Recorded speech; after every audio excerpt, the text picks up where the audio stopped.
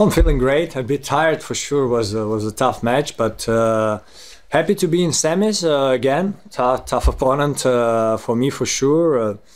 Yeah, just happy. It was a bit up and down match in a way from both sides. I don't know exactly what he had, but I could feel one moment that he was, you know, down physically, and then he was less down. He started playing much better, and just happy to win. David? I don't know, at the back here. I noticed, it seemed to me that you were standing closer to the baseline today than I have seen you in certain matches on grass in the past. Was that a specific tactic against Jannik? Is that something just generally on grass you're trying to do? No, I think that's something especially Wimbledon. Even in Halle I tried, but it's a bit tougher because there are many bad bounces. But I feel like during Wimbledon I try to do it, and then it comes to tactics, like when you play Struve. Yeah, when he serves 230, being close to the baseline maybe is not the best tactic. So it comes to the tactic, but in general, I try to be closer to the baseline. Then there is this limit where me with my technique, I cannot stand on the baseline itself. I still have to give myself space. And today, a lot of tactical things worked well, but then again, it comes to what I said before the match: serve important. Like many sets were decided by serves. That's cross-court tennis, and yeah, so it was something more about grass itself and something that we prepared for Jannik for sure also. Valdo. Well, first of all, congratulations. Thank you. Well, strange match, because you lost the first set, you should have won it. Thank you. Yeah, I think so the same, but it's okay, it happens. Yeah, two forehands that was easy, I mean, for you, and you missed it. Then you win the third set, that you set points and he didn't pass you. So how do you explain how do you explain these situations? For me, this is tennis that it's pure sport, pure game where I do feel like first set I should have won or could have won, because, well, should have won is the wrong word because I lost it, but could have won for sure. Again, if I serve an ace on 6-5, if I serve closer to the line, and even the forehand, yeah, I had it, but I tried to go for it. I overcooked it, if we can say. And third set, yeah, for sure, the passing, I remember when I hit the shot, because it was an easy shot and he stayed there, I was like, I'm in trouble, and he missed it. I was like, okay, we go again, we try. And that's what tennis is about, you know. In Australian Open, I think fourth set, I had a break point, and if I'm not mistaken, he made ace. He makes double fault, maybe I win Australian Open, never know. So that's why people love tennis, that's why people get crazy watching tennis, and that's why we tennis players sometimes get crazy playing tennis. Amen. Daniil, hi, over here. I have a feeling it has something to do with the rain on the outer courts, but I'm wondering why you think there might have been so many 5-set matches this Wimbledon. I think it's a record for the open era. True. Look, I have no idea. Maybe the level is closer than before.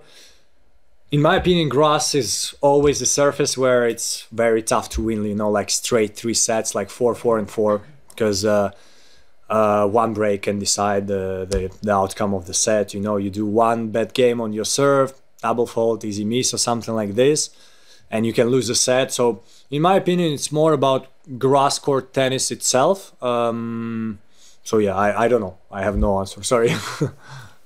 Daniil, Sport Arts. How much did you think about the Australian Open final going into this match, and even during the match? How much did it sit in your head playing Sinner today? To be honest, more tactically, because I felt like in Australian Open I did a lot of good things. Tactically, I didn't manage to get it to the end, but I felt like I was playing well, and yeah, I tried to use it in Miami also. It didn't work. I think I went a little bit too much, and I tried to use it today. Mentally, it was a good match today because I actually didn't think about the match in Australia. Like, I was not before the 5th set, oh my God, it's again 5 sets. No, I was there to fight, to do my best. So yeah, was only thinking about it in a good way, like to prepare tactically. Joe? Daniil, I had a look at your 5-set record after the match. At the start of your career, you lost your first 6 5-set matches. You've now won the last 5 of 6. Why do you think there's been such a big change around with your 5-set record? For me, I always said a lot of things in my life come with experience. So every time I do something for the first time, I'm super nervous. I can do it, but I'm super nervous. Like, I don't know what to wait from it. and so it's the same with Grand Slams. I think first like 4 or 5 Grand Slams I was almost every time losing first round, except here against Wawrinka. Masters 1000, I took a long time to win my first round in Masters 1000. It's the same about many things in my life. So I think it's the same. Every time I would play 5 sets, I would already work hard physically with my team, so I was ready. But a lot of times I would have the break and lose it. Now I'm okay with 5 sets. Like, I know what I have to do, how to play them, and in a way I don't think I'm better in 5 sets than 4, but I try to win them, and I'm happy that I managed to win a lot of them. Elena? Daniil, obviously a rematch of last year's semi-final next. What do you think you need to do differently to get a different outcome this time? Just play better. It's always a question, did I serve not well enough, or have Carlos been amazing on the return this day and the 2 weeks last year, because he won. I have to serve better. That's still the most important thing on grass. You serve aces, you serve on the line, you're less in trouble and you feel better, and that's where you can put pressure on his serve. Yeah, and then he's a tough player, you know. He can hit strong, he can slice, he can drop shot, he can volley. He knows how to play tennis, and just need to be at my best, like how I've been today, and try to win. Tumaini? I don't know. Speaking of serving, you served 11 double faults today, but also thought you served pretty well in the important moments. Curious, how did you feel about your serve, and also in general? I know you mentioned a few months ago that you hadn't been able to practice serving. So how it feels in general? Yeah, in general, as I said, like after Rome, before Rome I was injured with an adductor, so it's different, but I didn't practice. So after Rome I said now I feel like I'm ready to do a lot of practice on my serve, and I was serving well in Roland Garros. I'm serving well here. I was even serving well in Halle. I feel like double fault was always a little bit my thing. Like even if I look back at like 2021 US Open, etc., I was still double faulting. Sometimes I go for it, sometimes I don't, and I double fault, and it's okay. Like today, I felt first set tiebreak, yeah, for sure. The 2 double faults were tough. Both came after a tough point, so the brass was not there. Maybe I could have done a bit better. Took more time. But in general, like after the match I saw 11 double faults, I was surprised because I felt pretty good on my serve, and look, if I do 11 and I feel good, that's a good sign, because probably next match I'll try to do less. Charlie? I don't know, Glass, firstly, how you found the conditions, and also just on Carlos, how hard is it when you have a huge win like today, you knock out the #1 in the world, and then it's like, oh, next up I've got this other phenomenon I've got to play? Yeah, it's never easy when you have like such an electric match, and whenever you play Sinner, Alcaraz, Djokovic, Zverev, Tsitsipas, it's always an electric match. But again, it's talking about experience. I have done it many times, and especially now it's 2 days off, so we're going to prepare well with the team. This should not be a problem. Conditions were not easy today because when the roof is closed, it's very humid. Like it's very, not even humid, but when you don't have much air. So in a way, at one point in the match, you feel like you lose concentration because it just gets to you, like this humidity, the sound of the rain, because you don't hear anymore the sound of your shots. It's like something is falling on your head constantly, so it's not easy. And it's not easy for both of us, so you try just to do your best. Cedric? Daniil, I'm curious to know how you process your loss to change the outcome of the next match. Today, I thought about what you did against Alcaraz last year. You lost here, and you had a masterpiece at the US Open. Recently, you lost. You had bad losses against Jannik, and you turned it around today. How do you process between 2 matches to change the outcome this way? For me, what was important today is I lost 5 times to him. A lot of close matches, and the last one was super easy. Can happen, it's okay. For me, it was important to come out today and show that, look, we're going to play probably many more times. If we are both on tour, probably semis, quarters, finals, whatever.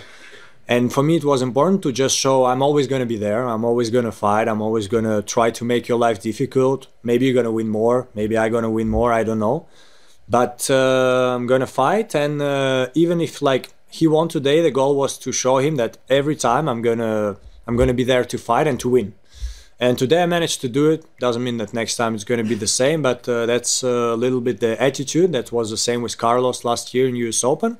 That's going to be the same with Carlos in a couple of days. And to be honest, that's always my goal, to know that whoever comes against me, they can win, they can lose. It's going to be a tough fight. It's going to be a great match, great for fans, great for me, great for my opponent.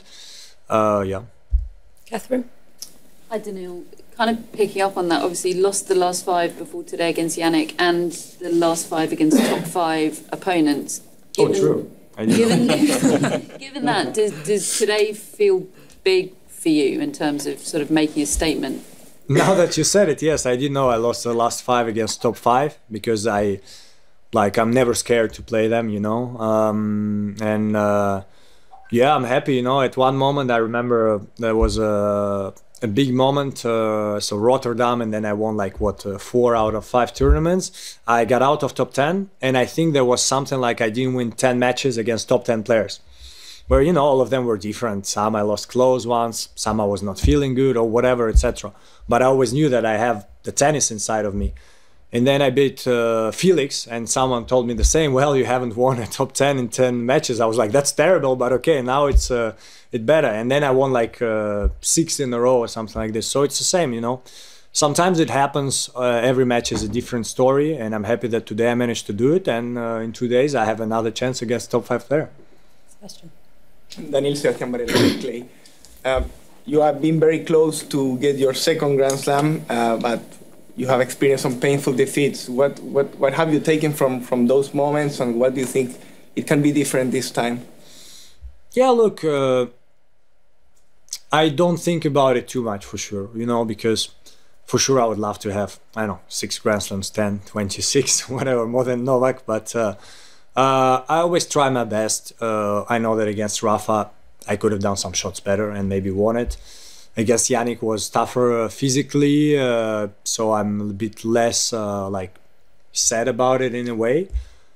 But as I said, it's always better to be in the final than losing in the second round against Russe. I was in big trouble and I could have or should have lost the match, but I managed to win it and be in the final. I try my best, I fight my best. Hopefully I can win more Grand Slams. I believe in myself, I believe in my tennis. But for me, it's always important when I finish my career to have no regrets. That said, look, I did what I did, whatever titles I have, whatever Grand Slams. Now it's over. Now it's time for something new. I'm happy about my career, and for the moment, that's the case. Willie? Getting back to Carlos, in your mind, what is most special about him? To be honest, everything, but I would think the easy power with which he hits the shots. Like even today against Tommy, I just saw a little bit the ending. And as soon as he had a shot where you could go for it, he went for it and he always put it in. So he was a little bit on fire. You could see it by the score. And that's where it's tough to play against him, because you know that whatever shot you hit, he can hit a winner from there. So you try to make his life difficult. You try to hit the shot as good as you can. So maybe he goes for it and he cannot make it. But that's pretty special because there are not many players like this. A lot of players, you know, that if you play cross, there is less chances that he goes down the line winner, etc., etc. Carlos can do whatever from any position, and that's not easy to play against. On a different note, Daniil, I saw this hilarious sketch with you and John McEnroe. You actually looked athletic in the 80s bowling. Did he give you any tips, bowling tips to you? Tell me some more about it. No, there was no tips. It was a pure shooting, but it was very fun. It was very professional from the shooting company and from Pepperstone, because sometimes shooting can take a long time, like 10 hours for 1 minute advertisement or something. And this one we did it in I don't want to say first take, but it was very fast and it was super fun to work with John, and we could feel that it's going to be a super fun ad. And yeah, I hope we can do some more. John is a great guy. We don't know each other, you know, too much, but we know each other a little. He's a great guy, very funny. At the same time, I feel like he has a lot of good thoughts in him. When he commentates, I love to listen to him, and yeah, just fun to be around him.